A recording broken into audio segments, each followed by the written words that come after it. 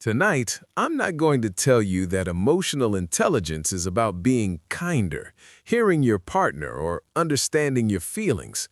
That's a fairy tale for those who want to remain comfortable in their ignorance. Today, I'm going to tell you what EQ really is. It's power, it's influence, it's the ability to read the source code of the person sitting across from you.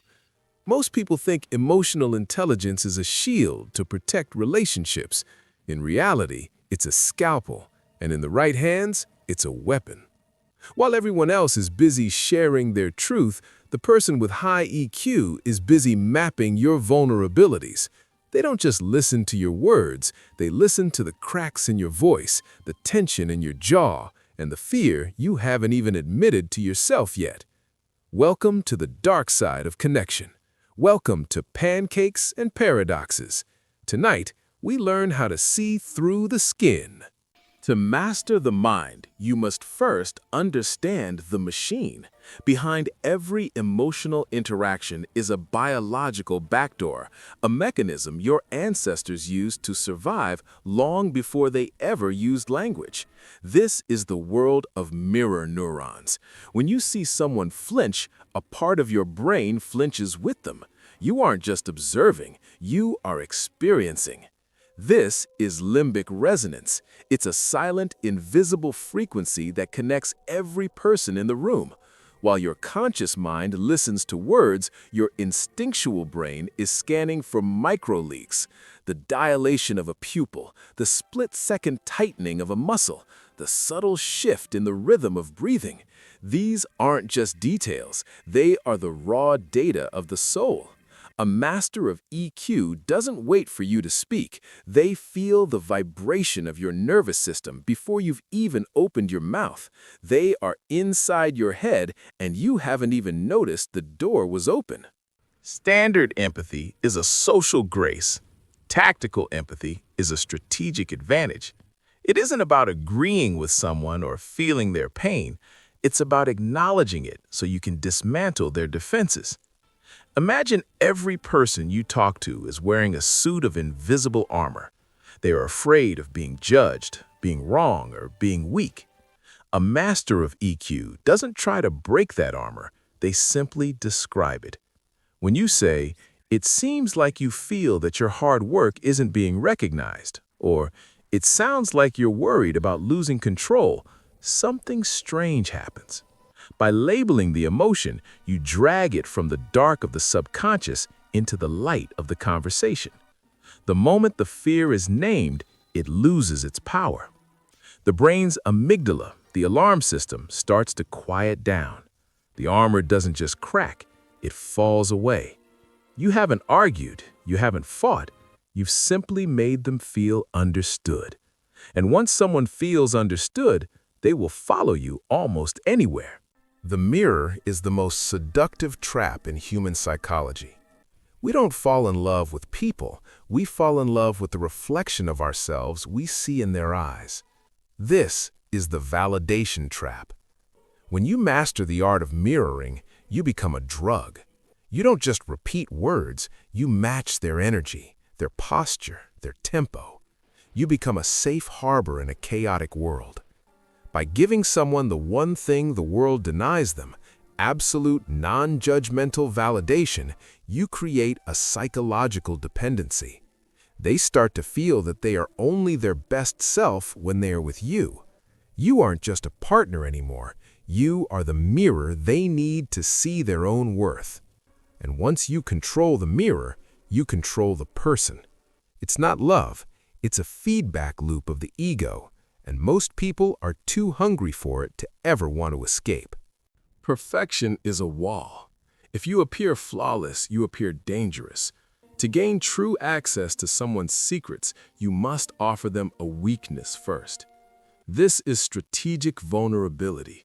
It's the art of showing a controlled flaw to trigger the other person's instinct to protect you. In psychology, it's known as the pratfall effect. We don't like perfect people. We like people who are competent but humanly broken. When you share a carefully selected secret, you trigger the law of reciprocity.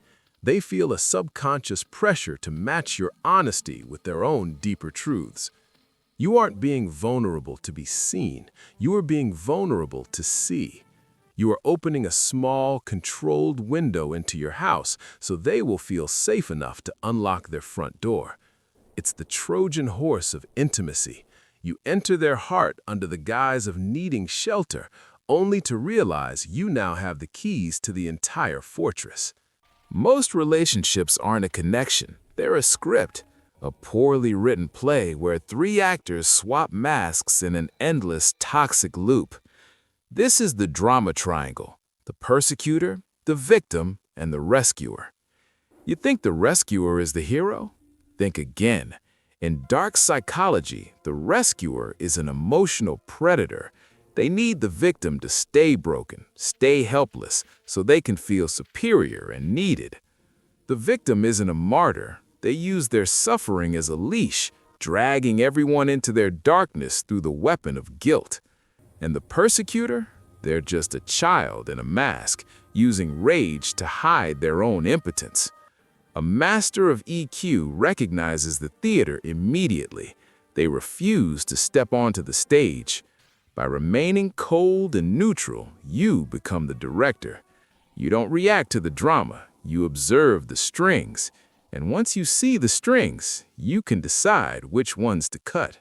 There's a final paradox you must face.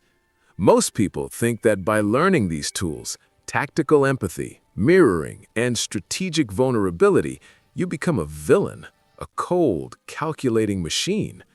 The opposite is true. Real honesty isn't just saying what you feel. That's often just a lack of self-control. True sincerity is a choice.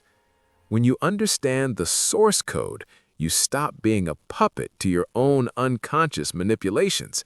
You see the games, and you choose not to play them.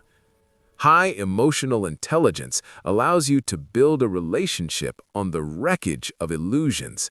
You don't need to lie because you understand the truth behind the fear. You don't need to manipulate because you can influence through clarity. Only the person who knows how to break the heart knows how to truly protect it. Authenticity isn't the absence of power. It is the conscious decision to use that power for connection rather than control. You now hold the scalpel. You understand the biological machinery beneath the skin. The pleasant fiction of nice relationships is over. You are standing at a crossroads between manipulation and connection. Both require the exact same skills. The only difference is your intent. Stop walking through life emotionally blindfolded, reacting to signals you don't understand. Stop being a supporting actor in someone else's toxic screenplay. See the code, recognize the game, and for the first time in your life, make a real choice. The darkness is there whether you look at it or not. The question is, are you going to let it control you, or are you going to master it?